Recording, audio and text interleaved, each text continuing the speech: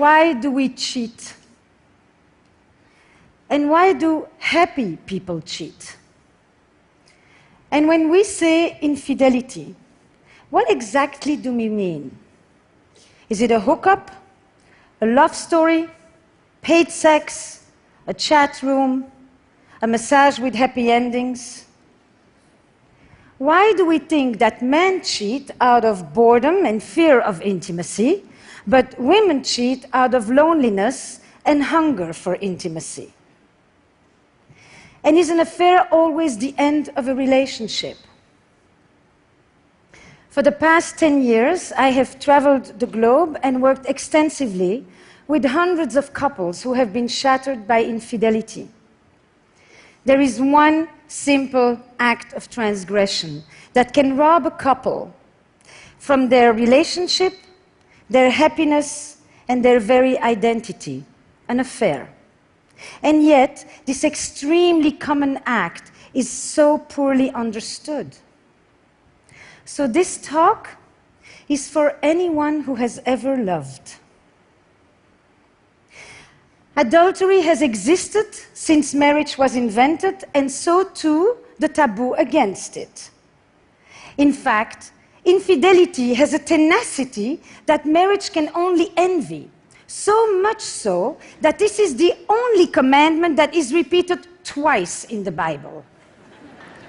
Once for doing it, and once just for thinking about it. So how do we reconcile what is universally forbidden, yet universally practiced? Now, throughout history, men practically had a license to cheat, with little consequence, and supported by a host of biological and evolutionary theories that justified their need to roam. So the double standard is as old as adultery itself. But who knows what's really going on under the sheets there, right? Because when it comes to sex, the pressure for men is to boast and to exaggerate. But the pressure for women is to hide, minimize, and deny. Which isn't surprising when you consider that there are still 9 countries where women can be killed for straying. Now, monogamy used to be one person for life. Today, monogamy is one person at a time.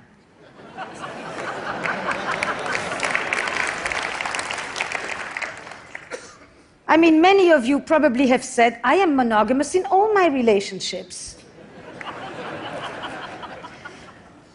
We used to marry and had sex for the first time, but now we marry and we stop having sex with others. The fact is that monogamy had nothing to do with love. Men relied on women's fidelity in order to know whose children these are and who gets the cows when I die. Now, everyone wants to know what percentage of people cheat. I've been asked that question since I arrived at this conference. It applies to you. But the definition of infidelity keeps on expanding. Sexting, watching porn, staying secretly active on dating apps. So because there is no universally agreed upon definition of what even constitutes an infidelity, estimates vary widely, from 26% to 75%. But on top of it, we are walking contradictions. So 95% of us will say that it is terribly wrong for our partner to lie about having an affair, but just about the same amount of us will say that that's exactly what we would do if we were having one. Now, I like this definition of an affair. It brings together the 3 key elements. A secretive relationship, which is the core structure of an affair, an emotional connection to one degree or another, and a sexual alchemy. And alchemy is the key word here, because the erotic frisson is such that the kiss that you only imagine giving can be as powerful and as enchanting as hours of actual lovemaking. As Marcel Proust said, it's our imagination that is responsible for love, not the other person. So it's never been easier to cheat, and it's never been more difficult to keep a secret. And never has infidelity exacted such a psychological toll. When marriage was an economic enterprise, infidelity threatened our economic security. But now that marriage is a romantic arrangement, infidelity threatens our emotional security. Ironically, we used to turn to adultery. That was the space where we sought pure love. But now that we seek love in marriage, adultery destroys it. Now, there are three ways that I think infidelity hurts differently today. We have a romantic ideal in which we turn to one person to fulfill an endless list of needs, to be my greatest lover, my best friend, the best parent, my trusted confidant, my emotional companion, my intellectual equal. And I am it. I'm chosen, I'm unique, I'm indispensable, I'm irreplaceable, I'm the one. And infidelity tells me I'm not. It is the ultimate betrayal. Infidelity shatters the grand ambition of love. But if throughout history, infidelity has always been painful, today it is often traumatic because it threatens our sense of self. So my patient Fernando, he's plagued. He goes on, I thought I knew my life. I thought I knew who you were, who we were as a couple, who I was. Now I question everything. Infidelity, a violation of trust, a crisis of identity. Can I ever trust you again, he asks. Can I ever trust anyone again? And this is also what my patient Heather is telling me when she's talking to me about her story with Nick, married, 2 kids. Nick just left on a business trip. And Heather is playing on his iPad with the boys when she sees a message appear on the screen. Can't wait to see you. Strange, she thinks, we just saw each other. And then another message. Can't wait to hold you in my arms. And Heather realizes these are not for her. She also tells me that her father had affairs, but her mother, she found one little receipt in the pocket and a little bit of lipstick on the collar. Heather, she goes digging, and she finds hundreds of messages and photos exchanged and desires expressed. The vivid details of Nick's 2-year affair unfold in front of her in real time. And it made me think, affairs in the digital age, a death by 1,000 cuts. But then we have another paradox that we're dealing with these days. Because of this romantic ideal, we are relying on our partner's fidelity with a unique fervor. But we also have never been more inclined to stray. And not because we have new desires today, but because we live in an era where we feel that we are entitled to pursue our desires. Because this is the culture where I deserve to be happy. And if we used to divorce because we were unhappy, today we divorce because we could be happier. And if divorce carried all the shame, today, choosing to stay when you can leave is the new shame. So Heather, she can't talk to her friends because she's afraid that they will judge her for still loving Nick. And everywhere she turns, she gets the same advice. Leave him. Throw the dog on the curb. And if the situation was reversed, Nick would be in the same situation. Staying is the new shame. So if we can divorce, why do we still have affairs? Now, the typical assumption is that if someone cheats, either there's something wrong in your relationship or wrong with you. But millions of people can't all be pathological. The logic goes like this. If you have everything you need at home, then there is no need to go looking elsewhere. assuming that there is such a thing as a perfect marriage that will inoculate us against wanderlust. But what if passion has a finite shelf life? What if there are things that even a good relationship can never provide? If even happy people cheat, what is it about?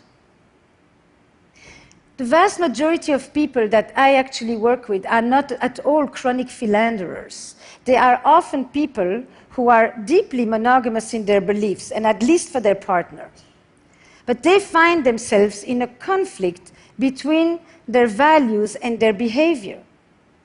They often are people who have actually been faithful for decades, but one day they cross a line that they never thought they would cross, and at the risk of losing everything. But for a glimmer of what? Affairs are an act of betrayal, and they are also an expression of longing and loss. At the heart of an affair, you will often find a longing and a yearning for an emotional connection, for novelty, for freedom, for autonomy, for sexual intensity, a wish to recapture lost parts of ourselves, or an attempt to bring back vitality in the face of loss and tragedy. Now I'm thinking about another patient of mine, Priya, who is blissfully married, loves her husband, and would never want to hurt the man. But she also tells me that she's always done what was expected of her. Good girl, good wife, good mother, taking care of her immigrant parents. Priya, she fell for the arborist who removed the tree from her yard after Hurricane Sandy. And with his truck and his tattoos, he's quite the opposite of her. But at 47, Priya's affair is about the adolescence that she never had. And her story highlights for me that when we seek the gaze of another, it isn't always our partner that we are turning away from, but the person that we have ourselves become. And it isn't so much that we're looking for another person, as much as we are looking for another self. Now, all over the world, there is one word that people who have affairs always tell me. They feel alive. And they often will tell me stories of recent losses, of a parent who died, and a friend that went too soon, and bad news at the doctor. Death and mortality often live in the shadow of an affair because they raise these questions. Is this it? Is there more? Am I going on for another 25 years like this? Will I ever feel that thing again? And it has led me to think that perhaps these questions are the ones that propel people to cross the line, and that some affairs are an attempt to beat back deadness and an antidote to death. And contrary to what you may think, affairs are way less about sex and a lot more about desire. Desire for attention, desire to feel special, desire to feel important. And the very structure of an affair, the fact that you can never have your lover, keeps you wanting. That in itself is a desire machine, because the incompleteness, the ambiguity, keeps you wanting that which you can't have. Now, some of you probably think that affairs don't happen in open relationships, but they do. First of all, the conversation about monogamy is not the same as the conversation about infidelity. But the fact is that it seems that even when we have the freedom to have other sexual partners, we still seem to be lured by the power of the forbidden. That if we do that which we are not supposed to do, then we feel like we're really doing what we want to. And I've also told quite a few of my patients that if they could bring into their relationships 1/10 of the boldness, the imagination, and the verve that they put into their affairs, they probably would never need to see me. So how do we heal from an affair? desire runs deep, betrayal runs deep, but it can be healed. And some affairs are death knells for relationships that were already dying on the vine. But others will jolt us into new possibilities. The fact is, the majority of couples who have experienced affairs stay together. But some of them will merely survive, and others will actually be able to turn a crisis into an opportunity. They'll be able to turn this into a generative experience. And I'm actually thinking even more so for the deceived partner, who will often say, "You think I didn't want more? But I'm not the one who did it." But now that the affair is exposed, they too get to claim more, and they no longer have to uphold the status quo that may not have been working for them that well either. I've noticed that a lot of couples, in the immediate aftermath of an affair, because of this new disorder that may actually lead to a new order, will have depths of conversations with honesty and openness that they haven't had in decades. And partners who were sexually indifferent find themselves suddenly so lustfully voracious they don't know where it's coming from. Something about the fear of loss will rekindle desire and make way for an entirely new kind of truth. So, when an affair is exposed, what are some of the specific things that couples can do? We know from trauma that healing begins when the perpetrator acknowledges their wrongdoing. So, for the partner who had the affair, for Nick, one thing is to end the affair, but the other is the essential, important act of expressing guilt and remorse for hurting his wife. But the truth is that I have noticed that quite a lot of people who have affairs may feel terribly guilty for hurting their partner, but they don't feel guilty for the experience of the affair itself. And that distinction is important. And Nick, he needs to hold vigil for the relationship. He needs to become, for a while, the protector of the boundaries. It's his responsibility to bring it up. Because if he thinks about it, he can relieve Heather from the obsession and from having to make sure that the affair isn't forgotten. And that in itself begins to restore trust. But Heather, or deceived partners, it is essential to do things that bring back a sense of self-worth, to surround oneself with love and with friends and activities that give back joy and meaning and identity. But even more important is to curb the curiosity to mine for the sordid details. Where were you? Where did you do it? How often? Is she better than me in bed? Questions that only inflict more pain and keep you awake at night. And instead, switch to what I call the investigative questions, the ones that mine the meaning and the motives. What did this affair mean for you? What were you able to express or experience there that you could no longer do with me?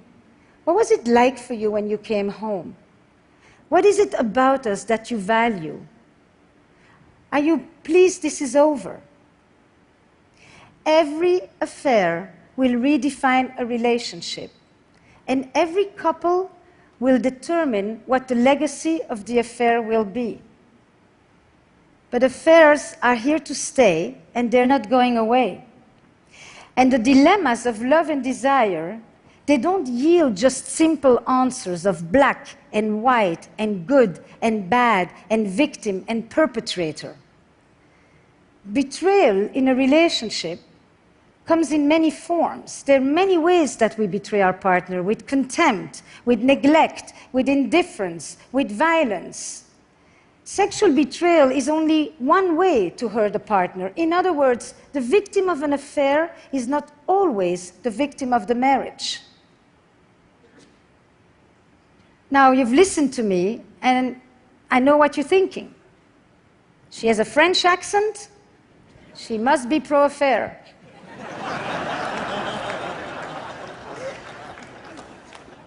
So you're wrong. I am not French.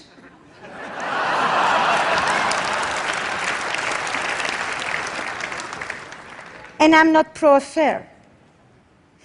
But because I think that good can come out of an affair, I have often been asked this very strange question: would I ever recommend it?